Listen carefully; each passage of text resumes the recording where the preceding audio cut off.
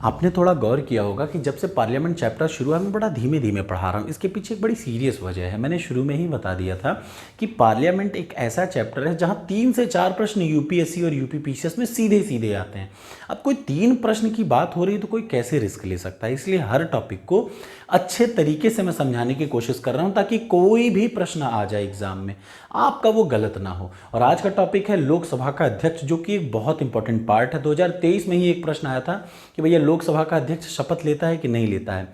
ये बड़ा इंपॉर्टेंट प्रश्न था, कोई जवाब बहुत लोग सारे गलत करके चले आए। मैं इसी चीज़ का जवाब आपको लास्ट में दूंगा। तो सबसे पहले मैं आपको बता दूं, इस वीडियो में हम लोग देखेंगे लोकसभा के अध्यक्ष के कार्य, मतलब उसका रोल, उसका क्या भूमिका है, उसके कार्य क्या हैं और उसकी शक्तियां क्या क्या हैं। आप अगर तैयारी कर रहे हैं यूपीएससी, यूपीपीसीएस, आरओ या बीईओ या फिर यूपी ट्रिपल एससी की, तो आपको ये वीडियो सीधे फायदेमंद होंगी। क्यों? क्योंकि मैं वीडियो पढ़ा रहा हूँ लक्ष्मीकांत से और ये है उसका पीडीएफ। इतना ही नोट्स आपके लिए ज़रूरी है और इससे बाहर कभी किसी एग्जाम में नहीं आएगा विथ चैलेंज। और जब मैं पढ़ा रहा हूँ तो इसके नोट्स देने के बाद मैं एग्जाम में आपको दिखाऊंगा कि कोई भी यूपी का एग्जाम होगा, इससे बाहर वो प्रश्न पॉलिटी का आएगा ही नहीं। ये कन्फर्म है, मेरी गारंटी है। तो चलिए शुरू करते हैं। लोकसभा की ताकत, लोकसभा अध्यक्ष की ताकत, या कहा जाए लोकसभा का अध्यक्ष जो होता है वो लोकसभा का क्या होता है? प्रधान होता है। सबसे पहली चीज़ याद कर लिए। अब कोई लोकसभा का अगर हेड है, इसका मतलब लोकसभा में कोई भी हरकत होगी, तिनका भी हिलेगा तो किससे पूछ के हिलेगा? लोकसभा अध्यक्ष से पूछ के हिलेगा। अब एक और चीज़, अब कोई पूछ सकता है और यूपीएससी ने पूछा कि भैया लोकसभा अध्यक्ष को शक्तियां मिलती कहाँ से हैं, उसका सोर्स क्या है? लोकसभा अध्यक्ष के पावर का सोर्स क्या है, कहाँ कहाँ से उसको शक्तियां प्राप्त होती हैं? तो याद रखिए 3 सोर्स हैं। कितने सोर्स हैं? 3 सोर्स हैं लोकसभा अध्यक्ष के शक्तियों के।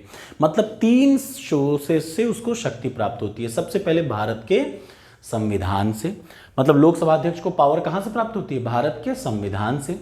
दूसरा, रूल ऑफ प्रोसीजर, लोकसभा की प्रक्रिया और कार्य संचालन के नियम से, याद रखिए। और तीसरा किससे?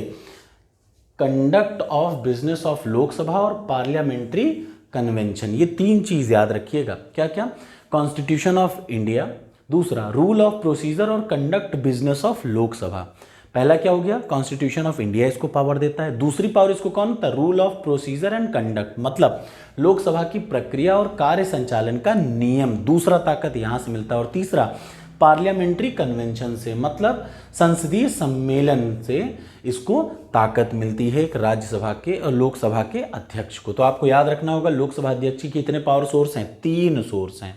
अगला, सदन में कोई भी आदमी, सारा ऑर्डर, मतलब हर आदमी तमीज से बैठे, बाइज्जत बात करे, इन सब की जिम्मेदारी किसकी है? लोकसभा। जब मैंने बोल दिया प्रधान, मतलब हर चीज उसी के जिम्मे है।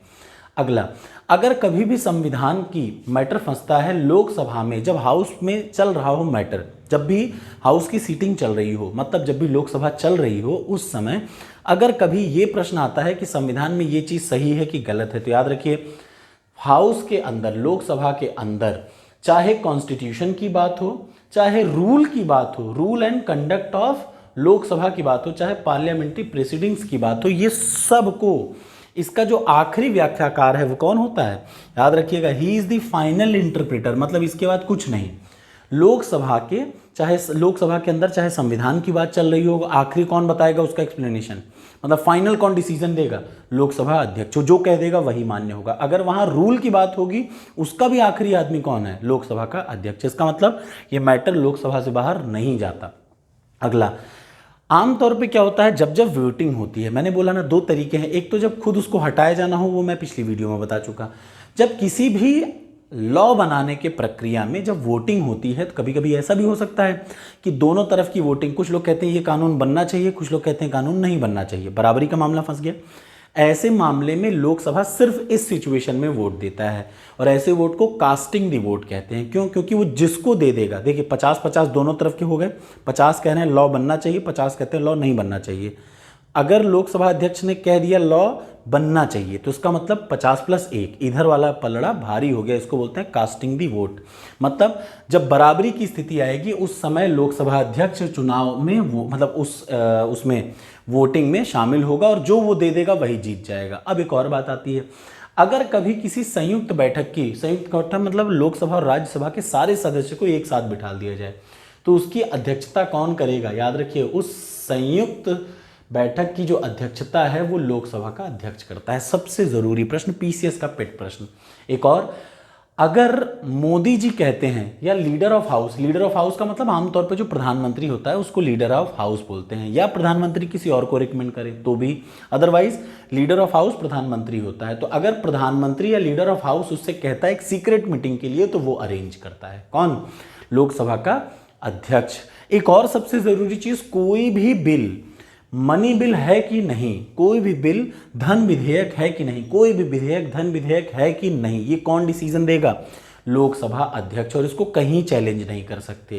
इसका मतलब अगर लोकसभा अध्यक्ष किसी भी बिल को उठा के कह दे भैया ये मनी बिल है, आप कुछ नहीं उखाड़ सकते उसका। सच यही है, किसी भी बिल को मनी बिल, कोई भी बिल पैसे से संबंधित कोई बिल मनी बिल है कि नहीं, ये कौन डिसाइड करेगा? लोकसभा अध्यक्ष। एक और बात होती है, अगर कोई आदमी दल बदल कानून के आधार पर एक दल से उठ के दूसरे में चला गया और अब बात आ रही है कि भैया उसने दल बदला है तो उसको निकाल दीजिए, डिस्क्वालीफाई कर दीजिए, तो ये डिसीजन आखिरी किसका होगा? दल बदल कानून पे डिसीजन लोकसभा में कौन लेता है? लोकसभा का अध्यक्ष। ये भी आ गया। प्लस अगर भारत की जो पार्लियामेंट का ग्रुप है वो कहीं और जाके मीटिंग करे, मतलब भारत की पार्लियामेंट और देशों की पार्लियामेंट में कभी भी बैठक होगी तो भारत की पार्लियामेंट को कौन रिप्रेजेंट करेगा? लोकसभा का अध्यक्ष रिप्रेजेंट करेगा। ये आपको पता होना चाहिए। इसके अलावा जो सबसे ज़रूरी है, और ये यूपी पीसीएस का प्रश्न है, आपको अच्छा लगेगा तो लाइक करिएगा, नहीं तो कोई बात नहीं। देखिए अब आपको लग रहा होगा कि यार छोटे छोटे प्रश्न हैं, बहुत इंपॉर्टेंट प्रश्न हैं। देखिए जब भी मैं बात कर रहा हूँ किसकी? लोकसभा अध्यक्ष की, तो 3 कमेटी का वो चेयरमैन रहता है। सबसे पहला वो बिजनेस एडवाइजरी कमेटी का चेयरमैन रहता है कौन? लोकसभा अध्यक्ष। दूसरा रूल कमेटी का चेयरमैन रहता है और तीसरा जनरल पर्पस कमेटी। इन 3 कमेटी का वो क्या रहता है? चेयरमैन रहता है। इसके अलावा लोकसभा में कोई भी कमेटी बनेगी, याद रखिएगा, लोकसभा में कोई भी कमेटी बनेगी तो उसके चेयरमैन का अपॉइंटमेंट कौन करेगा? लोकसभा अध्यक्ष करेगा। तो ये रही लोकसभा अध्यक्ष की ताकत। मेरी बात सबको समझ में आ रही है ना? कॉन्सेप्ट क्लियर रखिएगा। अगर आपको कोई डाउट होता है तो आप इसको दोबारा सुन सकते हैं।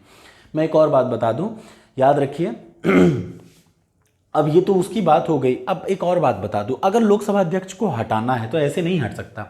कम से कम 50 मेंबर कहेंगे कि हमें इसे हटाना है, तभी जाके वो चीज़ शुरू होगी। मतलब 50 लोग जब चाहेंगे, 50 लोग खड़े उठ के कहते हैं हमें ये लोकसभा अध्यक्ष नहीं चाहिए, तब वो मामला शुरू होगा। 14 दिन पहले लोकसभा अध्यक्ष को बताना पड़ता है कि हम आपके खिलाफ अब कार्रवाई कर रहे हैं, और ऐसे नहीं हटेगा, स्पेशल मेजोरिटी से हटेगा। याद रखिए अगर लोकसभा में टोटल 543 मेंबर हैं तो उसकी मेजोरिटी, स्पेशल मेजोरिटी, याद रखिए मेजोरिटी का मतलब जितने हाउस के मेंबर हैं उनके आधे से एक ज़्यादा हो सकता है। देखिए अब जब मैं बोल रहा हूँ स्पेशल मेजोरिटी का मतलब, याद रखिए मान लीजिए लोकसभा में 540 कुल मिला के सांसद हैं 540, तो 540 का जस्ट हाफ प्लस 1, ये है स्पेशल मेजोरिटी।